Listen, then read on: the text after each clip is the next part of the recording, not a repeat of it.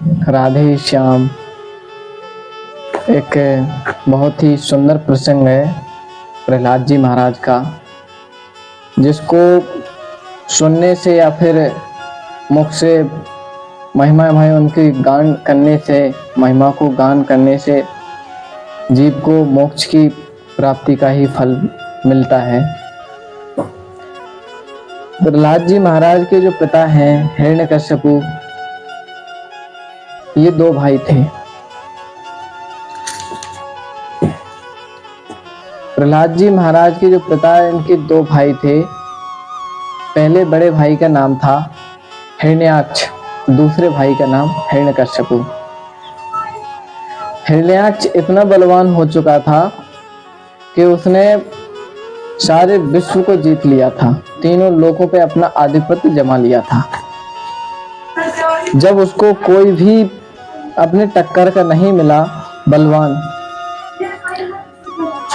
तो नारद मुनि जो जा रहे थे ऊपर नारायण नारायण करते करते अपने मार्ग में, तो उनके बीच में आकर खड़ा हो गया कि आप देवर्षि हैं, आपके पास सामर्थ्य होगा, शक्ति होगी, मुझसे युद्ध करो।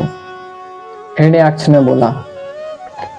देवर्षि ने बोला, भैया मैं युद्ध नहीं करता हूँ, मैं तो केवल श्री हरि का नाम जप करता हूँ, राधे राधे वो नारायण नारायण कहता हूँ। उन्होंने कहा, नारायण नारायण कहते हो तो जिनका आप नाम जप करते हो वो बलवान होंगे?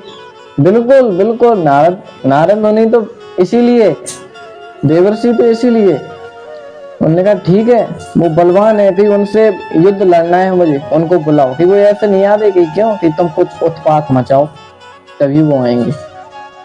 देवर्षि ने तो यहाँ पे बता दिया मार्ग। तो अब जो हिरण्याक्ष था, उसने पृथ्वी को ले जाके समुद्र में छिपा दिया, जल के अंदर छिपा दिया। जब भगवान विष्णु को पता चला यह बात, तो श्री हरि ने बराह रूप अवतार लिया। बराह जो होता है ना, बराह अवतार लिया भगवान ने। तब वह उनसे युद्ध करने के लिए गए। वो भी बराह कैसे अवतार लिए मैं आपको बताता हूँ। जब ब्रह्मा जी अपने वेदों का जो संचालित कर रहे थे, तब ब्रह्मा जी को एकदम छींक आई। ब्रह्मा जी की छींक से उत्पन्न हुए नाक से बराह रूप में भगवान श्री हरि बराह रूप में अवतार लिया उनने। तब वह गए, हिरण्याक्ष से युद्ध हुआ, बड़ा ही भयंकर युद्ध हुआ, काफी समय तक युद्ध चला। तभी भगवान श्री हरि ने बराह रूप में, भगवान बराह ने हिरण्याक्ष का वध कर दिया। दांत होते ना, तो उससे वध कर दिया और माता पृथ्वी को जल से बाहर निकालकर जहां पर थी उसी जगह पर स्थापित किया उनको। अब उसका हिरण्याक्ष का तो वध हो गया, लेकिन हिरण्यकश्यपु को यह बात पता चली। हिरण्यकश्यपु ने कहा कि मेरे भाई का वध करने वाला मेरा शत्रु, मैं उसका नाश करूंगा। अब देखो, भगवान से वो कहते हैं ना कि विनाश काले विपरीत बुद्धि, वही बुद्धि इसकी हो गई हिरण्यकश्यपु की। हिरण्यकश्यपु भगवान श्री हरि से बैर कर बैठा। उसने घोर तप किया, ब्रह्मा जी की आराधना की, बहुत तपस्या की, घोर तप। सर्दी गर्मी बरसात जो भी होता है, सब सारे संकट आए, लेकिन उसने तप को नहीं छोड़ा। उसका तप फलित हुआ, ब्रह्मा जी प्रकट हुए। ब्रह्मा जी ने कहा, मांगो आप मुझसे वरदान मांगो। तो उसने कहा, यदि आप मुझे वरदान ही देना चाहते हो तो अमर कर दो। ब्रह्मा जी ने कहा, अमर तो मैं ही नहीं हूं, मैं तुम्हें कहां से अमर करूं? बोले मतलब कि मतलब तो वो मेरा भी टाइम फिक्स है, बस अंतर इतना है कि मेरी आयु जो थोड़ी ज्यादा है, ये है, टाइम तो मेरा भी फिक्स है। बोले तो फिर मैं कैसे आपकी, मैंने इतनी घोर तपस्या की है, विफल कैसे हो जाए हमारी तपस्या? ऐसा तो हो नहीं सकता। ब्रह्मा जी ने कहा, नहीं ऐसा नहीं होगा, तुमने तपस्या मांगी, तपस्या भी तुमने बड़ी कठिन की है, और वरदान मांगो। आप तो भैया हिरण्यकश्यपु ने वरदानों की छड़ी लगा दी।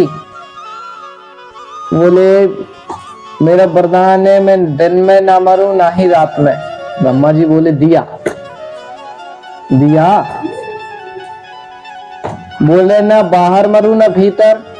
बोले दिया। बोले ना अस्त्र से मरूं ना शस्त्र से। बोले दिया। बोले ना मानव से मरूं ना ही पशु से। बोले दिया। बोले ना देव से मरूं ना दानव से। बोले दिया। बोले 12 महीने में से किसी भी महीने में ना मरूं। बोले दिया। जा खुश रहे। अब उसके पास और कोई ऑप्शन भी नहीं बचा। ब्रह्मा जी ने कहा तुमने इतनी तपस्या की है, ले वरदान भी ले ले। ब्रह्मा जी तो चले गए वरदान देकर। अपने राज्य में लौटा तो भाई हाहाकार चालू। अपने आप को भगवान समझने लगा। सब अपने राज्य में सभी जगह जहां तक उसका आधिपत्य था उसने सभी जगह भगवान श्री हरि की पूजा बंद करवा दी। आज से मैं ही भगवान हूं। कहीं पर भी भगवान श्री हरि की पूजा नहीं होगी, हमारी ही पूजा होगी। हवन करना है, ओम हिरण्यकश्यपाय नमः। पूजा करनी है, ओम जय हिरण्यकश्यपु नमः। अब बताओ, सभी जगह जो नहीं मानते ऋषि उनको राक्षस जो हिरण्यकश्यपु के हैं वो मार डालते हैं। अब तो हिरण्यकश्यपु का आधिपत्य चलने लगा। जहां देखो हिरण्यकश्यपु की पूजा हो रही। हिरण्यकश्यपु प्रसन्न। लेकिन देखो बलवान कितना भी हो, कितना भी अधर्म बढ़ जाए, लेकिन धर्म के आगे रत्ती मात नहीं, टिक नहीं सकता। भगवान भी बड़े अपने मनमोहन है। भगवान ने भी जिस घर में भगवान का विरोधी होगा उसी घर में भगवान का भक्त भी प्रकट करेंगे। भगवान की विशेष महिमा है लीला। देखो आप रावण के घर विभीषण, हिरण्यकश्यपु के पास हमारे प्रहलाद जी महाराज का भी जन्म होगा। तो हिरण्यकश्यपु की जो पत्नी है उनके गर्भ में बालक आया, बच्चा आया। हिरण्यकश्यपु की जो पत्नी है वह आश्रम में गई। आश्रम में गई, उन्होंने कहा कि हम ऋषि मुनियों के आश्रम में रहेंगे शांति में, वहीं पर अपने बच्चे को जन्म देंगे। और इनकी जो पत्नी है इनका नाम कयादु था। हिरण्यकश्यपु की जो पत्नी है उनका नाम कयादु। तब वो गई, आश्रम ही ढूंढ रही थी कि नारद मुनि का बीच में आश्रम मिल गया।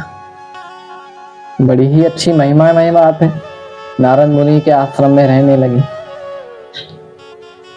अब इधर देखो पत्नी की भी इच्छा पूरी तो करनी है, लेकिन देवर्षि नारद का सम्मान भी हिरण्यकश्यपु करता था। उसने कहा और कहीं पे नहीं रहने देंगे, देवर्षि नारद जी सही है, इनके पास आप रहो। तो देवर्षि नारद जी से उन्होंने कहा हिरण्यकश्यपु में कि आप नारायण नारायण जपते हैं, हमारे पुत्र के सामने नारायण नारायण मत कहना। देवर्षि ने कहा ठीक है। देवर्षि तो हाँ ठीक, कंफर्म। अब क्या किया, यह तो अपने राज्य को लौट गए कश्यपु। अब जो इनकी पत्नी थी महारानी कयादु, इनके गर्भ में जो बालक था, महारानी कयादु को यह भगवान श्री हरि की अनेकों अनेक महिमाएं सुनाने लगे, अनेकों गाथाएं सुनाने लगे, बड़ी महिमामय गाथाएं। और सहस्त्रों नामों में से सहस्त्रों नामों का उल्लेख किया, लेकिन एक नाम छोड़ दिया, 999 नामों का उल्लेख किया। एक नाम छोड़ दिया हमारे प्रभु का। क्यों? क्योंकि उनके पिता ने मना किया था कि नारायण मत बोलना हमारे पुत्र के सामने। बोले ठीक है। अब प्रहलाद जी महाराज के जन्म हुआ, महाभागवत प्रहलाद जी महाराज। इनका नाम प्रहलाद हमारे देवर्षि नारद जी ने ही रखा। जैसे जैसे थोड़े थोड़े बड़े हो रहे वैसे वैसे भगवान की गाथाएं महिमाएं सुनाए। तो 1 वर्ष के हुए और इनको लेने के लिए महाराज हिरण्यकश्यपु आ गया, जो राजा था वह आ गया। उसने बड़ा ही दुष्ट स्वभाव का था ये। उसने प्रहलाद जी महाराज को उठाया और माता कयाधु को अपने साथ में लेके आ गया। प्रहलाद जी महाराज को आश्रम में भेजा तो इनके जो गुरु थे, गुरुकुलम के 2 गुरु थे इनके, प्रहलाद जी महाराज के। एक का नाम संडा था, एक का नाम अमरख, संडा और अमरख। तो इन दोनों को बुलाया, इनसे कहा हमारे बच्चे को हमारी जो हमारे कुल की, हमारे राक्षस नीति की जो कूटनीति है वो सिखाओ। संडा अमरख दोनों ले गए गुरुकुल में। उन्हें कूटनीति सिखाना प्रारंभ किया कि बेटा तुम्हारे पिता ही तुम्हारे भगवान हैं, सभी के भगवान तुम्हारे पिता ही हैं, ऐसा ऐसा करो। राक्षसों की जो होती हैं कई, तो उनको कूटनीति सिखाना प्रारंभ किया। लेकिन हमारे प्रहलाद जी महाराज बड़े महाभागवत, ये उनको सिखाए, लौट के उनको ही सिखा दें। आप गलत सिखा रहे, भगवान तो श्री हरि हैं। आपका संडा अमर को दिमाग खराब। और ये हो क्या रहा है, काफी महीने हुए। महीने बीतने के बाद जब इनको सिखाते ऐसा, और प्रहलाद जी महाराज इनको ही दूसरा सिखा देते, लियो भाई इसका ऐसा नहीं, इसका ऐसा है। कुछ दिन तक प्रहलाद जी महाराज मौन रहे।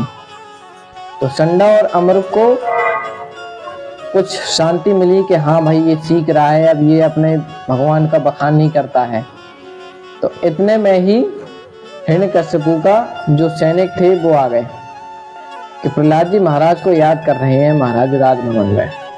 प्रहलाद जी महाराज गए। प्रहलाद जी महाराज को जैसे ही राजसभा में देखा हिरण्यकश्यपु ने, तो गोद में भर लिया, गोद में उठा लिया प्रहलाद जी महाराज को, गले लगा लिया। उनसे कहा बेटा क्या क्या सीखा तुमने गुरुकुलम में, मुझे बताओ। प्रहलाद जी महाराज ने कहा बिल्कुल पिताजी, हम तो इसी के लिए आए हैं। प्रहलाद जी महाराज ने बताया पिताजी ये जो आपने गुरु रखे हैं ये गुरु नहीं है, ये हमें गलत सिखाते हैं। बोले कैसे गलत सिखाते हैं बेटा? कि ये आपको भगवान बताते हैं, लेकिन भगवान तो श्री हरि हैं, विष्णु भगवान हैं। भगवान तो इतना ही सुन के गर्मी का पारा चढ़ गया हिरण्यकश्यपु को। हिरण्यकश्यपु ने इन दोनों को बुलाया, संडा और अमर को। क्यों? तो हमारे पुत्र को हमारे दुश्मन का नाम सिखाते हो, हमारे दुश्मन की महिमाओं का वर्णन करते हो हमारे पुत्र के सामने। इन दोनों ने कहा हाथ जोर से महाराज मैं तो कुछ नहीं सिखाता हूँ, ये खुद ही सिखा पड़ा आया है, पेट से लगता है, ये तो मुझे ही उल्टा सिखाता है, कहता है ऐसा नहीं ऐसा है। क्रोध में आकर हिरण्यकश्यपु ने तलवार निकाली। बोले यदि अब तुमने इनको दोबारा ले जाओ, यदि अब तुमने इनकी कोई शिकायत मिली, तुम दोनों ने इनको कुछ गलत सिखाया प्रहलाद को, तब तुम दोनों की गर्दन नहीं रहेगी अगली बार। ये तो डर गए, भेजा इनको गुरुकुलम में लेके आए। इनके गुरुजी हाथ जोड़ने लगे, बेटा मान जाओ, क्यों हमारे जान के हाथ धो के पीछे पड़े हो? बोल रहे हम नहीं पड़ते हाथ धो के, कि जिसका कर्म जैसा है उसको वैसा ही फल मिलेगा। प्रहलाद जी महाराज ने कहा। इनने माथा पकड़ लिया अपना, बोले तुम्हारा कुछ नहीं हो सकता। एक दिन संडा और अमरक आश्रम के बाहर गए थे। प्रहलाद जी महाराज ने जितने उनके शिष्य थे संडा और अमरक के, उनको सभी अपने मित्रों को, शिष्यों को, उनके सभी को इकट्ठा किया। उनसे बोले मैं बैठ रहा हूँ, मेरे साथ श्री हरि का नाम जप करो, नारायण नारायण नारायण नारायण बोलो। अब इनने कहा, गुरुकुलम के जो बच्चे थे बोले तुम पागल हो क्या, मरवाओगे क्या? क्यों कि तुम्हारे पिताजी को पता चला तो वो मार देंगे हम सभी को, जिंदा नहीं छोड़ेंगे एक को भी, तुम तो बच जाओगे क्यों, तुम उनके पुत्र हो। प्रहलाद जी महाराज ने कहा ऐसी कोई बात नहीं है, वही भगवान है। जैसे प्रहलाद जी महाराज ने बैठे और इनके साथ में वो शिष्य भी बैठ गए, आश्रम के जितने भी बच्चे थे, बस नारायण नारायण नाम जब चलने लगा, श्रीमन नारायण नारायण नारायण हरि हरि। अब इधर उसी दिन हिरण्यकश्यपु उस आश्रम के पास से निकल रहा था। उसने कहा ऐसी ध्वनि हमारे शत्रु की कौन निकाल रहा है? सैनिकों को भेजा। सैनिक ने बोला तुम्हारे पुत्र ही है, तुम्हारा ही पुत्र है, और सभी बाकी बच्चों से भी निकलवा रहा है कि वो गुरु कहाँ गए उनके? कि गुरु तो आश्रम में है नहीं। हिरण्यकश्यपु पहुंचा प्रहलाद जी महाराज के पास में, और सैनिक खड़े थे, और जो उनके मंत्री थे साथ में, उनसे कहा मंत्रियों से कि जाओ इनको रुकवाओ। अब जैसे ये मंत्री गए, इनने बोला भाई रुक जाओ, तुम्हारे पिताजी आए हैं, क्यों उनके सामने उनके शत्रु का नाम ले रहे हो? ये लोग नहीं रुके, अपने मस्ती में मगन, नारायण नारायण हरि हरि। इनने इनको हिलाया डुलाया मंत्रियों ने, तो इनके ऊपर भी करंट का झटका लगा बढ़िया, वोल्टेज हाई वोल्टेज का, और इनका भी दिमाग घूम गया। इनने का भाड़ में जाए, हिरण्यकश्यपु में भी नारायण नारायण नारायण नारायण जपने लगे। अब इतने में इनके गुरु जी आ गए। गुरु जी ने कहा भाई इसके महाराज के सामने और ये क्या हो रहा है, ये कुछ समझ में नहीं आ रहा हमारे। बोले समझ में नहीं आ रहा, तुम दोनों की तो गर्दन गई, बस समझो कट गया तुम दोनों का टिकट ऊपर का। हिरण्यकश्यपु ने बोला नहीं महाराज मैंने ऐसा कुछ नहीं सिखाया। अब दौड़ कर गए ये प्रहलाद जी महाराज को हिलाने को, चिपटे दोनों हिलाने को, तो उठो उठो, तो इनको भी बढ़िया वोल्टेज का झटका लगा। संडा और अमर को, ये भी नारायण नारायण जपने लगे। आप तो हिरण्यकश्यपु के एकदम ज्वालामुखी फट गया अंदर। इनने देखा इधर उधर कोई नहीं दिखा। इनने इनके जो प्रहरी थे, जो सैनिक थे, उनसे बोला क्यों भाई तुम किसको भगवान मानते हो? कि आपको, कि विष्णु को। अरे विष्णु को तो हमें गुस्सा आती है नाम जब सुनने से, कि जाओ तो फिर इन लोगों को रोको, और ना रोके तो सबकी गर्दन काट दो। सैनिकों को आदेश दे दिया। सैनिक गए, बोले रुक जाओ रुक जाओ, तुम्हारे महाराज आए हैं, रुक जाओ। नहीं रुके। इनने भी हिलाने की कोशिश की, और इनको भी बढ़िया वोल्टेज का झटका लगा। इनने कही बाहर में जाए ऐसा राजा मुझे नहीं चाहिए। ये भी बोलने लगे नारायण नारायण नारायण नारायण हरि हरि। आप तो हिरण्यकश्यपु बीच में पहुंचा और एकदम चिल्लाकर बोला रुक जाओ। सभी रुक गए। प्रहलाद जी महाराज उठे, पिताजी मुझे पिताजी मत बोल, तू पिताजी बोलने लायक नहीं है, तू मेरा पुत्र नहीं है, मेरे शत्रु का नाम लेता है। क्रोध में भरकर सीधे राज्य में पहुंचे और आदेश दे दिया कि प्रहलाद को मारो, मार डालो प्रहलाद को। प्रहलाद हमारी बात नहीं मानता, ये हमारा बेटा नहीं हो सकता। तो प्रहलाद को मारने के कई अनेक उपाय किए गए। देखो जिसके साथ भगवान रहते हैं उसका कोई कुछ नहीं कर सकता। वो कहते हैं ना कि जाको राखे साइया मार सके ना कोई, चाहे जग में 100 जग बेरी होए। यही है ना। तो प्रहलाद जी महाराज को जो लोहे का स्तंभ है उसको गर्म करवा दिया, आग ही एकदम आग बना दिया उसको। ये इससे बांध दो, इसको तड़प तड़प के मरने दो। प्रहलाद जी महाराज को बांधने के लिए गए सैनिक ने कहा जो आ गया पिताजी का आदेश है। ये बिल्कुल डरे नहीं प्रहलाद जी महाराज। इनने कहा जिसने जीवन दिया है वही रक्षा करेगा। बस ये तो नारायण नारायण नारायण नारायण जप रहे। ओम नमो भगवते वासुदेवाय, ओम नमो भगवते वासुदेवाय, 12 मंत्र का जाप करने लगे और जाके लिपट गए स्तंभ से।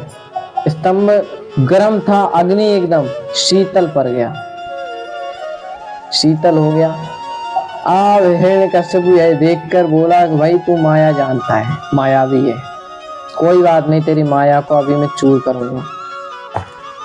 हिरण्यकश्यपु बड़ा ही दुष्ट प्राणी था।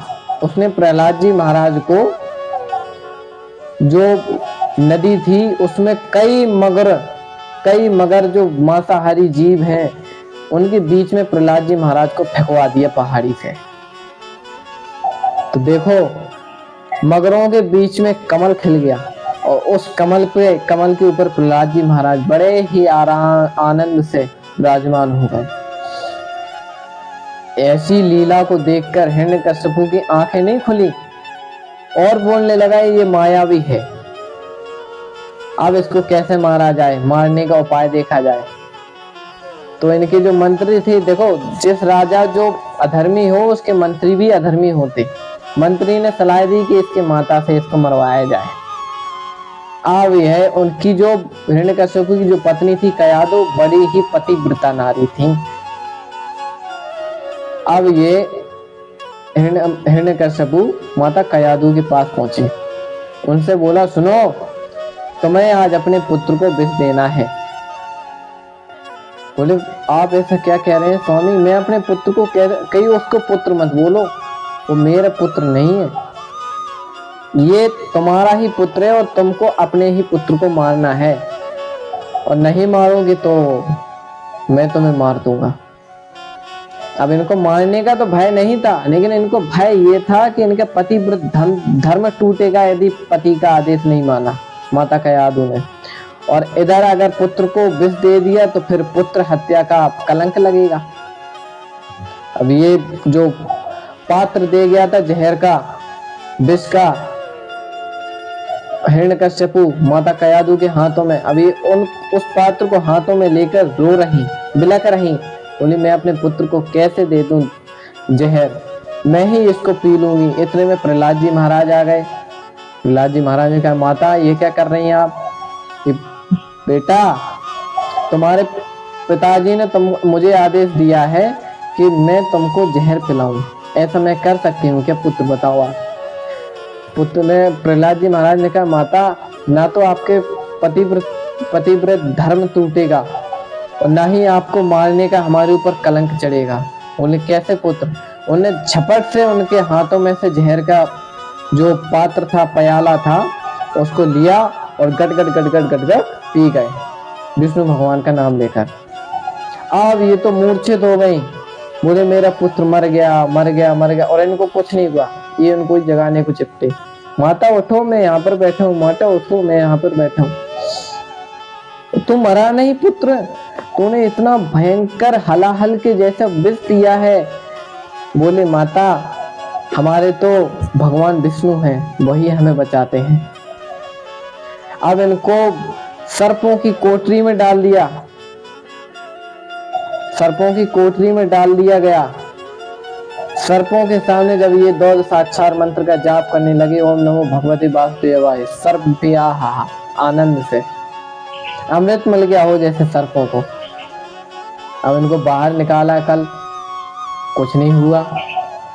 अब हिरण्यकश्यपु का तो दिमाग खराब। हिरण्यकश्यपु ने कहा मैं क्या करूं, मुझे कुछ समझ में नहीं आता। तो इनकी जो बहन थी उसका नाम होलिका था। हिरण्यकश्यपु की जो बहन थी उनका नाम होलिका था। होलिका आई, उसने कहा भैया आप इतने चिंतित क्यों लग रहे हो, देखो राक्षसों की बहन भी राक्षसी स्वभाव की होती हैं। कोई भी कई थोड़ी बहुत ही माताएं होती हैं राक्षसों में, वैसे तो सारी राक्षसी स्वभाव की होती हैं। ममता मई तो कुछ ही माताएं होती हैं, जैसे हमारे प्रहलाद जी महाराज की माता कयादु बड़ी ही ममतामय। अब इनकी जो बहन आई होलिका, उसने कहा भैया ऐसी ऐसी बात है, इस बात से आप चिंतित हो, कोई बात नहीं, मेरे पास उपाय है। क्या कि मैं जलती अग्नि में बैठ सकती हूँ, मेरे पास मुझे वरदान में एक चुनरी मिली है, उसको ओढ़कर अगर मैं जलती हुई आग में भी बैठ जाऊं तो मेरे ऊपर आग का स्पर्श नहीं होगा, और मैं प्रहलाद को गोद में लेकर बैठूंगी और प्रहलाद जल जाएगा हमारे साथ। ये वैसा तो नहीं जलता है और हमारे साथ ये जल जाएगा और मैं बच जाऊंगी। देखो कितनी उल्टा दिमाग है, लेकिन जिसके साथ भगवान हो उसका तो कोई कुछ नहीं कर सकता। अब प्रहलाद जी महाराज को बुलाया, प्रहलाद जी महाराज को बुलाया और होलिका ने अर्थी का प्रबंध किया। बहुत बड़ी अर्थी, बहुत बड़ी अग्नि का चिता का। अब वहां पर बैठे प्रहलाद जी महाराज उनको गोद में लेकर होलिका बैठ गई उस इतने बड़े अग्नि कुंड में। अब जैसे ही होलिका ने चुनरी को ओढ़ा और प्रहलाद को गोद में बिठाला, और इधर माता कायादू का बुरा हाल रो रो कर, अरे आप उसकी बुआ हैं या फिर राक्षसनी हैं, क्या हैं आप, आपको तनक भी ममता का बोध नहीं है क्या? लेकिन ये तो अपने मगर राक्षसी स्वभाव। हिरण्यकश्यप भी हंस रहा, इसके जो जितने सैनिक दरबारी थे वो सब हंस रहे कि अब आएगा आनंद। अब इधर अगले वो उसको कुंड को अब आग लगाई गई, कुंड को आग दी गई और आगी इतनी प्रज्वलित हुई, इतनी भयंकर लपटें उठी कि उन्हीं लपटों से जो वो चुनरी होलिका ने ओढ़ रखी थी वो प्रहलाद जी महाराज के जाकर लिपट गई और होलिका जलने लगे। प्रहलाद जी महाराज आराम से बैठे, ओम नमो भगवती वासुदेवाय, ओम नमो भगवती वासुदेवाय मंत्र का जाप कर रहे। अब होलिका की चिंगारी छूट रही और इधर ये लोग आनंद ले रहे, आहा प्रहलाद की चिंगारी छूट रही। लपटों में किसी को तो दिखाई नहीं दे रहा अग्नि के। जब होलिका जल गई और प्रहलाद जी महाराज अर्थी में से निकले, आप तो हिरण्यकश्यपु का दिमाग खराब। हिरण्यकश्यपु ने कहा ये क्या हुआ, मेरी बहन जल गई और इसका कुछ नहीं हुआ। अब इसने कहा कि अब कोई उपाय नहीं, सिर्फ मैं ही इसको मारूंगा। बोल तेरा श्री हरि कहाँ है? तो बोलता है ना हर कण कण में है तेरा विष्णु, कहाँ है तेरा विष्णु? तो इसने गदा को निकाला और प्रहलाद जी महाराज से कहा बुला अपने विष्णु को, नहीं तो मैं तुझे दंड दूंगा, तुझे मार दूंगा आज मैं। उन्होंने कहा हर जगह है हमारे विष्णु भगवान, तो हर ही जगह सभी जगह है। उन्होंने कहा ये स्तंभ खड़ा है, ये खम्भ खड़ा है, इसमें भी हमारे विष्णु भगवान है। उसने कहा, हिरण्यकश्यपु ने कहा इसमें है? बोले हाँ। इसने स्तंभ को मारना चालू किया, स्तंभ से उस स्तंभ के तो कुछ नहीं हुआ। उसने कहा तू मुझे मूर्ख बना रहा है खुद बचने के लिए। अब इनने जैसे गदा उठाई और प्रहलाद जी महाराज के ऊपर छोड़ी, जैसे ही छोड़ने का प्रयास किया वैसे ही उसी स्तंभ में से फाड़ कर नरसिंह भगवान का प्राकट्य हुआ। बोलो नरसिंह भगवान ने की जय हो। हमारे नरसिंह भगवान जो विष्णु भगवान है, आधा नर और आधा सिंह शेर का अवतार लेकर प्रकट हुए, जिनको नरसिंह नाम रखा गया। नरसिंह भगवान की जय हो।